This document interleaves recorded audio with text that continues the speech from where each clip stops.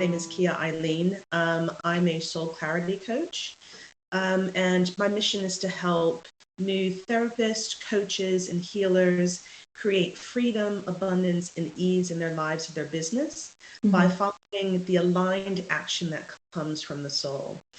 So this is my 5th year in business, and I really get just sort of a buzz, basically helping new coaches launch their careers, get their first clients, get their business off the ground. So I love it. Oh, that's so nice.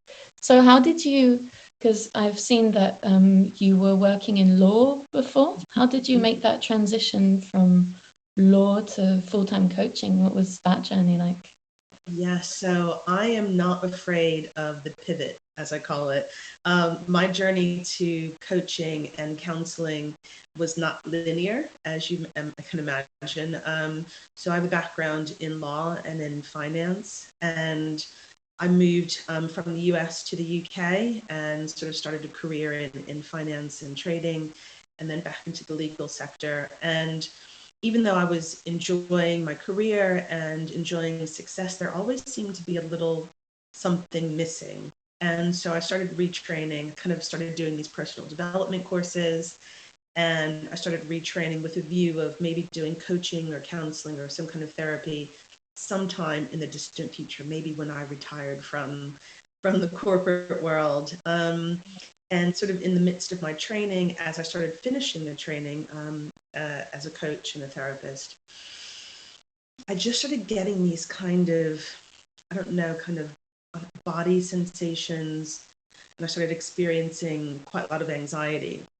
And I'd had a history of panic attacks in sort of my early career when I was practicing law, which was the kind of inspiration for me to leave the legal sector. So I kind of started to recognize the signs of when I was maybe not fully aligned with what I was doing. So I kind of ignored the signs, and then sort of really experiencing panic attacks to the point where I was signed off from work for about a month. And in that time, I started practicing the things that I was learning: meditation, journaling, yoga, qigong, EFT, all of the things that I was learning, and really made a huge difference in how I felt and my outlook.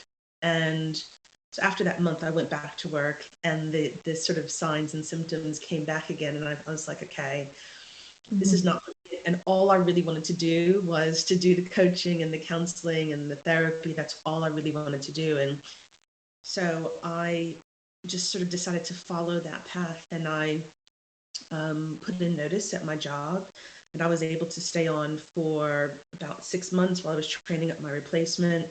And in that time, I finished all of my training. And then as soon as I finished my training, I quit and I started because I just thought, I really felt very strongly that there was no reason to wait.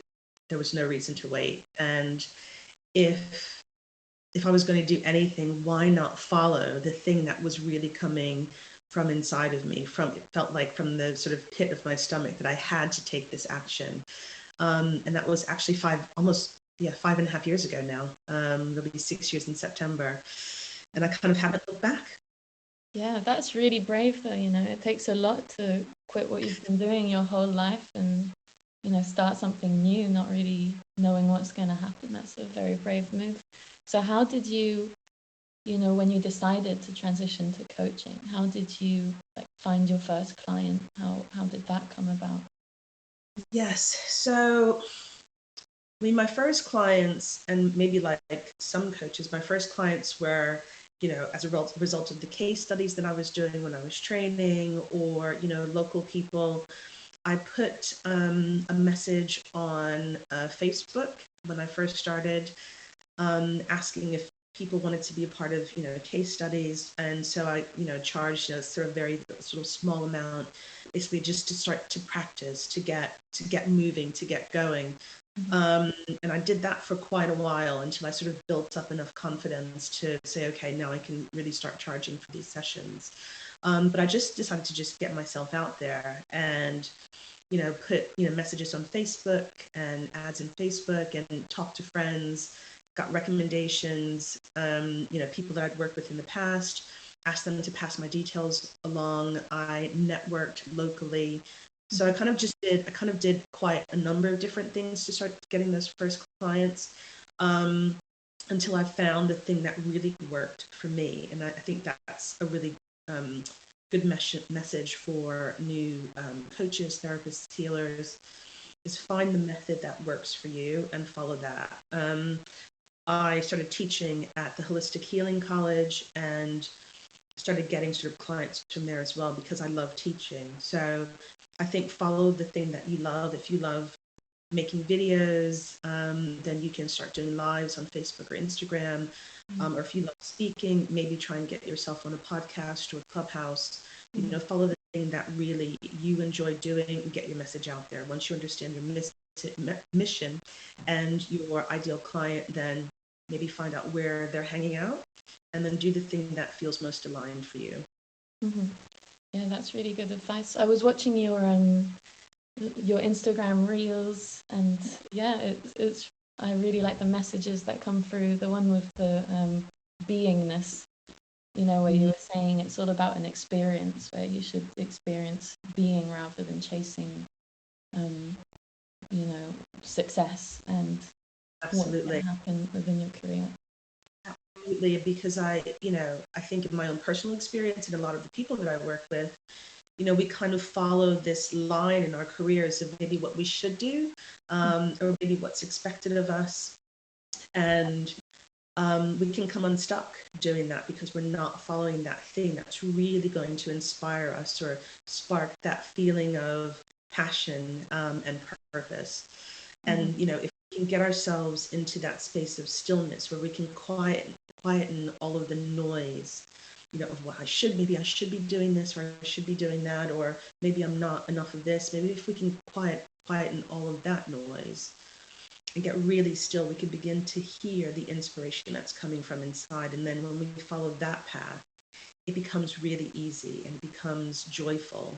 So if we can sort of really kind of lean into and sink into our being and just sort of follow that, success, maybe people define success as, financial success or, reaching a number of people on social media. But I think success is whatever feels best for you. So it might be creating impact in those clients that you're reaching. Maybe it's speaking, maybe it's writing. But I think, if we can really feel into our being, who we are meant to be as spiritual beings having this human experience, and follow that, our lives can be easy and joyful. Even if we're having difficult experiences, taking those lessons from that and just allowing it to be, can make life just a joyful experience and make coaching and your business a joyful experience. Yeah, no, I fully agree. That's very true. Yeah, we should accept, what we experience and also try and enjoy the moment rather. There's always something that could be better. So, then you just get anxiety and then you can't enjoy what you're doing. So yeah, that's very true. But I also really like, what you were saying about networking, how you're putting yourself out there at first in all the different ways. And I was listening to your podcast, The Nudge, and I thought that was a really interesting way of putting yourself out there as well, like speaking with all these different, really inspirational women and men from different sides of the industry, like doctors and health and well-being. They all had very interesting things to say, but I really liked when you were asking them about what their nudge was, so like their calling, their inspiration. And I wanted to ask you a bit about your nudge. My nudge. Yeah, my nudge is pretty loud. I've always enjoyed helping people. And I think from a young age, I was able to sort of tap into how people were feeling and their emotions and kind of what was going on with them, and didn't know what I was going to do with that. So I kind of had a career in, PR and advertising and then law and then all of this stuff, kind of like following these paths. But my nudge is sort of like a body sense, like I kind of just get this push, like I almost can't ignore it. It wants me to do something. It wants me to move. I follow the nudge to the UK. I follow the nudge to Spain, and in Spain I sort of met my husband and then came back to the UK. So I'm very big on kind of following that push. And my nudge, because I sometimes ignore the signs that happen, my nudge can get very loud, and my nudge comes through really as anxiety, and it's almost like my soul is kind of going, you're not listening, come on, let's go. And my first really big nudge was moving to the UK. I kind of thought, well, I've got plenty of time to come back and pursue my career in law, but I have to follow this adventure. And I came here for 1 year and I haven't gone back, so I must enjoy it. When did you move to the UK? It's been 21 years now. Wow, okay. Nice. 21 years. Really never looked back. I never looked back. So 1 year turned into sort of all of this.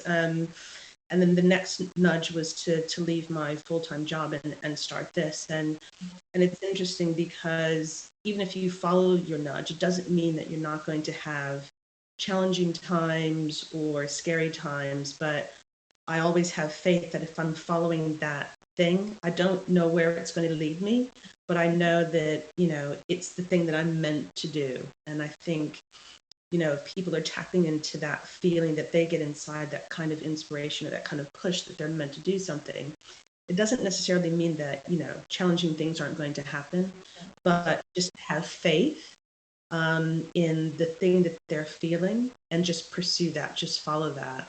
And, every nudge that I've followed, I moved to the UK, and then 4 years later, I moved to the Canary Islands. People were like, what are you doing that for? And I was like, well, I got to have a job offer down there. And I think I'm just going to do it. I don't know why. And I'd been there a few times, and I was like, oh, I'm just going to do it. And I ended up meeting my husband down there. So I just think that sometimes we just have to follow it. And my nudge just feels like this kind of just sensation that I can't, that I can't ignore.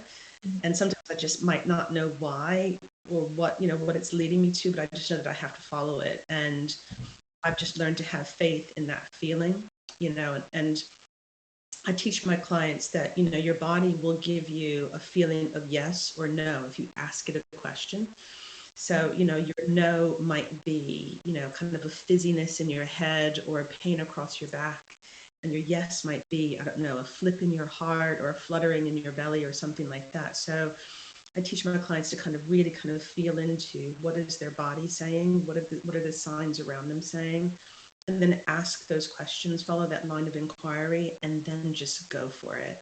Because, the universe is trying to give us, an experience, and it's just up to us to choose whether or not we want to follow it. Mm-hmm. Yeah, that's very true. I feel like if you don't follow the nudge, then you'll always have that what if feeling. Absolutely. I think so. And also, it kind of won't let you go, if that makes sense. You could ignore it, but I think, if it's something that is really for you, it will keep following you and things will keep turning up. Maybe some things in your life just won't work out, or, something will happen. And then when you do sort of follow the nudge and you follow that path, then you might look back and say, oh, okay, I've been trying to get this message for a while.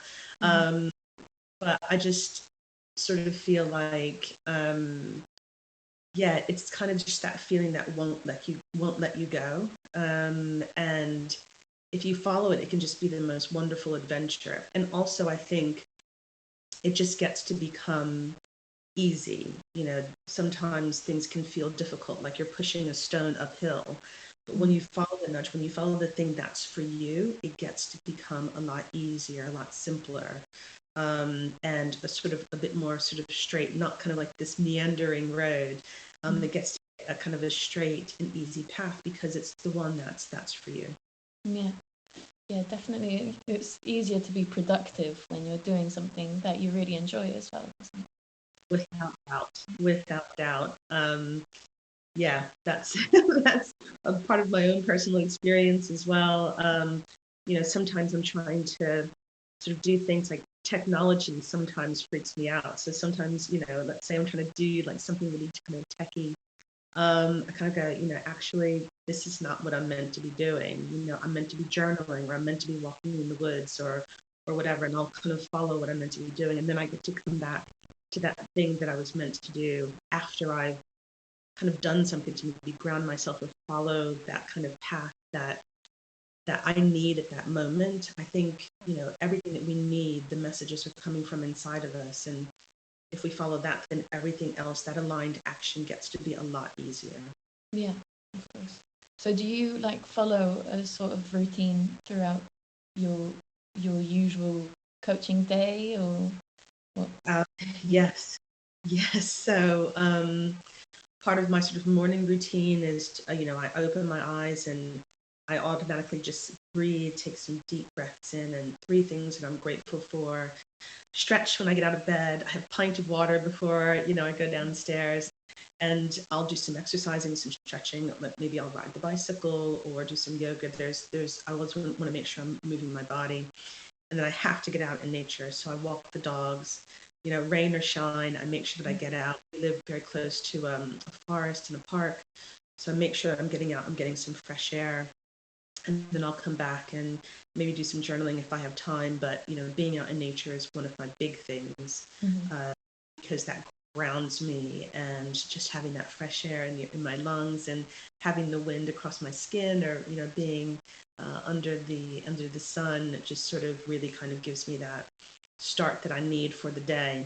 And I know for sure that if I haven't had my walk or stretches, that my day is just a little bit off. So nature is a really important part of my day. And then I try not to work too late. I'm not great at sometimes doing that, setting that boundary for myself, but my morning setup is the most important thing. And then before I see any clients, I'll make sure I'm sitting down, I'm centering myself, more water, breathing, and then tuning into the clients that I have for the day, and then I start the day. So there's quite a lot of sort of grounding and being in nature before I do anything with clients in the morning, well, for the day. Okay. So then when you follow that routine, it helps you then stay productive throughout the day, you think? Stay productive, and also, when I'm sitting and I'm working with clients, I'm tuning in. Part of my training and what I do with clients is I'm really kind of tuning into them. So I'm getting myself into a state of deep listening with them. And if I'm not doing that grounding process initially, then it's not. I still tune into them, but it's not as easy. So in order for me to kind of be in their energy, and also know what's my energy and know what's their energy, what I'm carrying, what they're carrying. I want to make sure that I'm not, in their process. I'm helping them with their process, but I want to make sure I'm kind of staying out of the way. So the grounding, the breathing really kind of gets me into that state so that I can be there for them 100%. So, that kind of self-care that I take for myself means that I'm totally there for them, because I'm actually doing enough of my own work and keeping my stuff clear so that it's not sort of interrupting their process at all. Yeah, yeah, that's interesting. Because the vibe we give off, the energy that we give off really affects other people around us as well.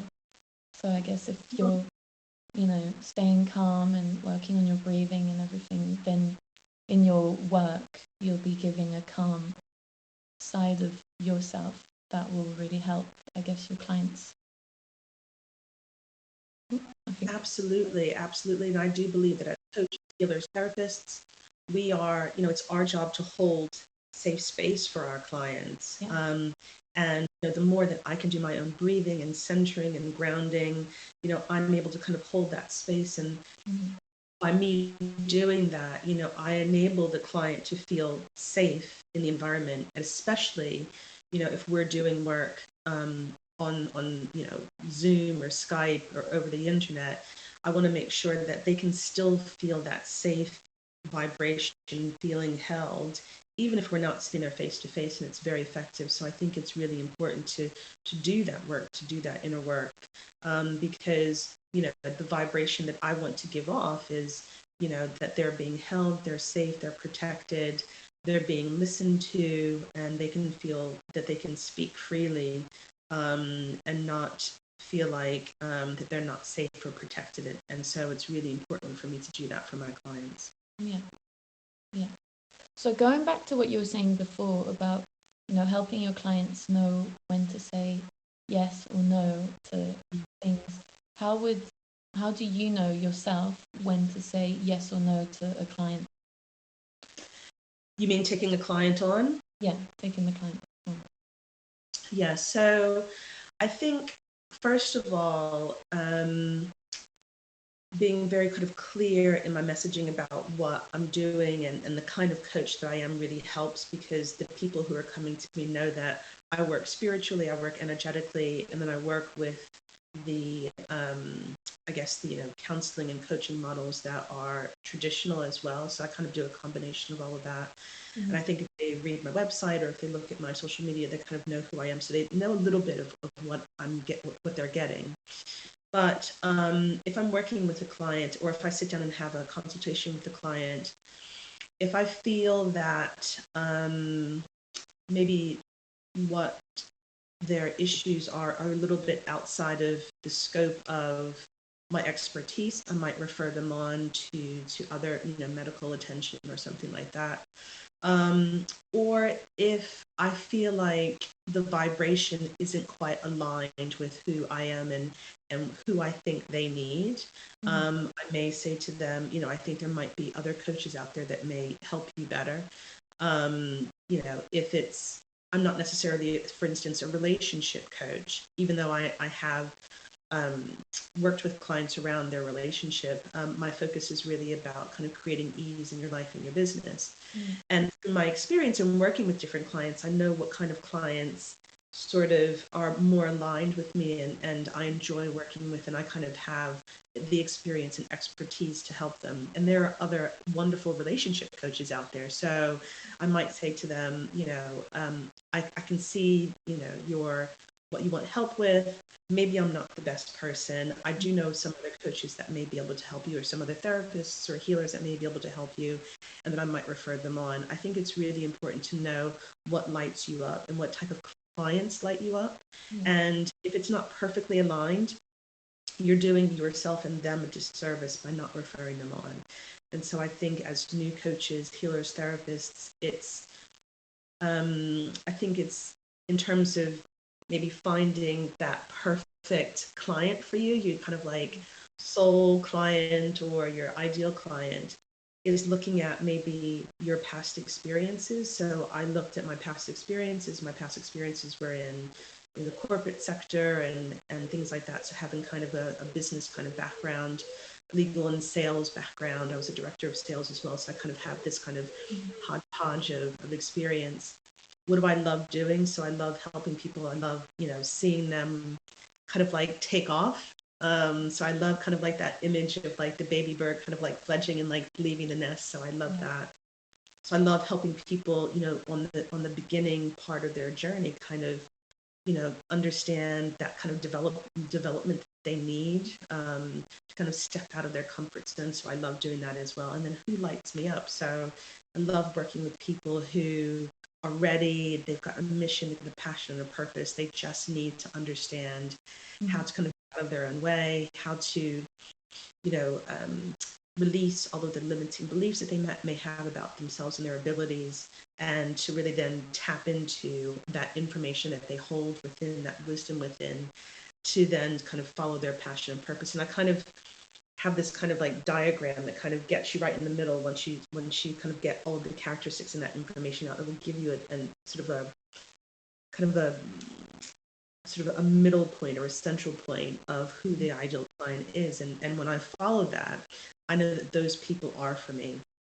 And when I'm on a call with them, I feel, you can actually feel the kind of energy. You're buzzing off of them, they're buzzing off of you. So I'm buzzing off of them, they're buzzing off of me. And we're literally looking at each other like we can't start can't wait to start working together. And there are other ones where I'm like, I could help this person, but I'm not getting that spark. I know they're not getting that spark, which means we're not aligned, which means there's somebody else out there who's better for them. And I want to, make sure that I am, pursuing, my work and my clients with, a great deal of integrity. And I would prefer if I refer them on to someone else rather than taking them on. Yeah, I guess because we want the client to be happy and to succeed, right? And Absolutely. what they're getting coached for. So would you say even when you were starting out, you'd know when to say no to clients, or was it more difficult to identify your niche at first? Yeah, I think in the beginning stages it's interesting because I think it is important to kind of try things out because that's the only way you'll know what feels right for you and what feels right for the client. So I think in the beginning stages, try and maybe get to what the ideal client is early, but then be curious. If you do, work with a client that's maybe outside of your niche, how does it feel? How did it feel for you? How did it feel for the client? What were the results? Did it feel easier? Did it feel, difficult? Where the sessions, did the sessions flow, or was there something in the energy that wasn't quite right? So I think in the beginning stages we have to follow that line of curiosity, but also follow the nudges as we're talking about. Um, this wasn't my initial niche. I was quite general when I first started out because I wasn't really sure, but very clearly as I started to look at, who do I love working with? Who is it tricky to work with? And there are sometimes clients where you kind of go, okay, I'm going to see this client, and you feel like this kind of resistance, or didn't feel quite right. So I think pay attention to all of those signs, but be open and curious, and then really kind of follow the line of inquiry of what feels right for me, what feels right for the client. And the more you tap into that energy, the more those types of clients will appear. I know, and also, and another important thing is to, I would recommend to their coaches, to new coaches, healers, therapists, make sure you are consistently doing your own personal development, because quite often the thing that you've just experienced or healed yourself from will be the types of clients that will show up for you. Mhm. And I knew sort of in the very beginning, it was, a lot of people who, were having confidence issues, or, wanting to get started in their business, because that's what I was doing. And the more you do your own work and your own healing, the more these types of clients will show up. And if you're enjoying that, then just follow that. I would just say, tap into the thing that feels good to you, that feels easy and it flows, and just keep following that. And I would say as well, it's also important to make sure that, I think that they are surrounding themselves with colleagues, maybe who they've trained with, or people in the industry who understand what they're going through, because I think it's really important to have that kind of support system. I think sometimes I felt alone in the beginning, because it is a brand new journey that you're kind of doing on your own. So to surround yourself with people who understand your journey, and to hire a coach. It took me a while to hire my own coach, and I kind of wished I'd done it sooner, because then that person who has that experience, who can take you through the journey, will help you to sort of shortcut any kind of mistakes or hurdles that you might experience.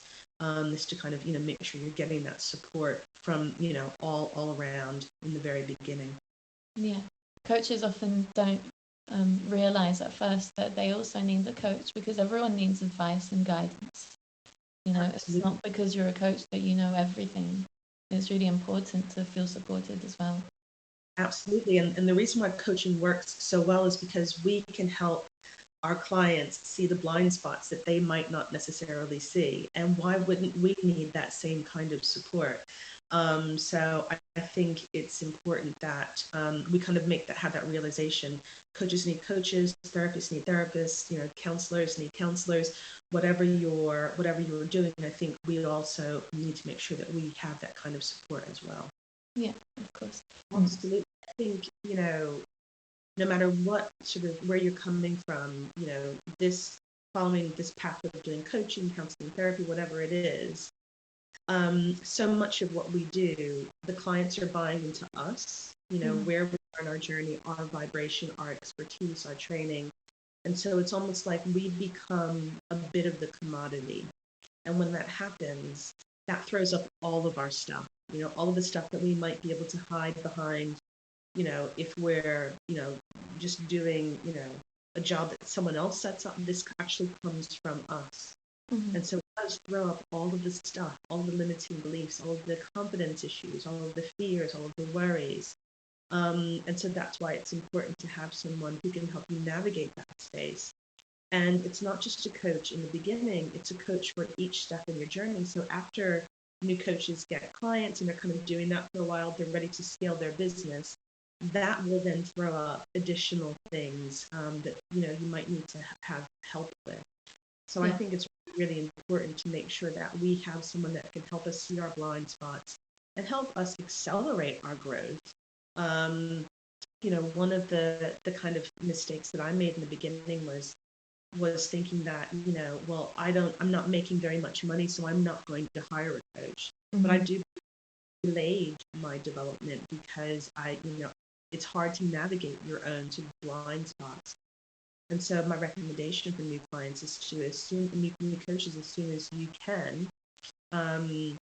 make sure you are getting that support, because it will accelerate your growth. It will help things become easier, and you'll get out of your way a lot quicker. Because there's no sense in kind of staying in that kind of space longer than you need to. So, and it's important to kind of have somebody who can help you navigate the space as you scale your business, as you grow, as you want to up level and move to that next level. And make sure you're picking up a coach, a mentor, or someone who can help you in the different stages of your business. Because we do have to become different people in each of these stages. We have to start. We have to have different practices, different energies, different mindset as we grow in our business. And so I think it's really important to have someone who can help you navigate those spaces. Yeah, that's very valuable advice. It's good to know that when you start, because it's a challenge really starting and not really knowing what you should do. So it's really valuable to have advice like that. What would you say have been the most challenging aspects of your career with coaching? I think in the beginning, knowing what kind of coach I wanted to be, knowing what kind of therapist I wanted to be. My training was in both counseling and coaching, and I loved them both. And I think it took me a while to understand how to marry those two things, because they traditionally are quite separate. They kind of almost look at different sort of ends of the spectrum, and how I wanted to bring, spirituality and energy, psychology and energy work into all of that. So I think it took me a while and a lot of trial and error to understand what my methods were and what my, I guess how I wanted to work. And so I think that took me a while. I think some challenges that I experienced when I wanted to start charging more in my business. Well, first of all, when I wanted to start charging at all, full stop. Yeah, I think that was a huge challenge, and I see that a lot in my clients, because it feels really, really, it feels really weird. Like, I'm going to have to start charging for this. It's not my company telling me what I'm charging. I'm saying what I want to charge. And that brings up all of the stuff about, self-worth and confidence and having all of that. And I tend to find that you also get that stickiness, between not charging and then charging. And then as you might raise your prices to maybe have premium offers, that then is another sort of step change in confidence as well. And so there were challenges around that. And then finding the best way for me to get clients. I am on social media, but it took me a while to kind of understand what I enjoy doing. And I love talking to people. Mm-hmm. And so I decided to start the podcast, because that was a way of me kind of doing something that honored my energy. So I think, it was challenging sort of finding, not following someone else's path. Mm-hmm. I think sometimes as new coaches, healers, therapists, kind of looking around in social media and seeing all of these messages about people who are doing incredibly well. I've got a five-figure launch, or I've got £1 million business, or whatever it is that people are doing. And I think sometimes new people to the industry can get really discouraged that maybe they're not moving fast enough, or maybe they don't have enough of their messaging right, or whatever. And I think it's important to understand that, you don't know when that person started on their journey.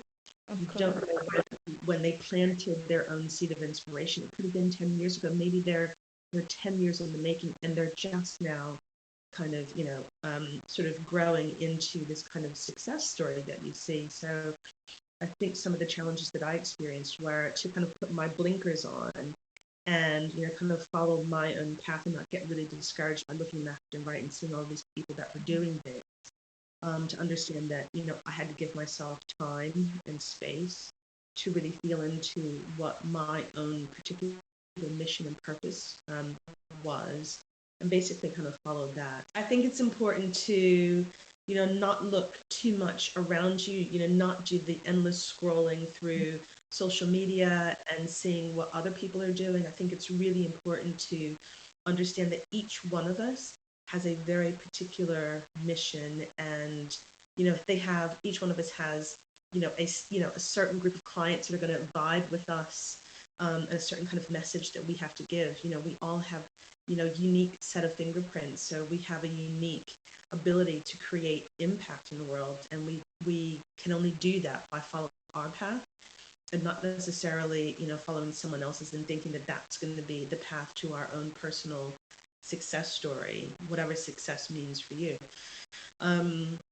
So I think there were some challenges, and I think all of those challenges were really centered around my own autonomy and my own sort of personal imprint, and what I wanted to give to the world. So really kind of finding that space was the challenge.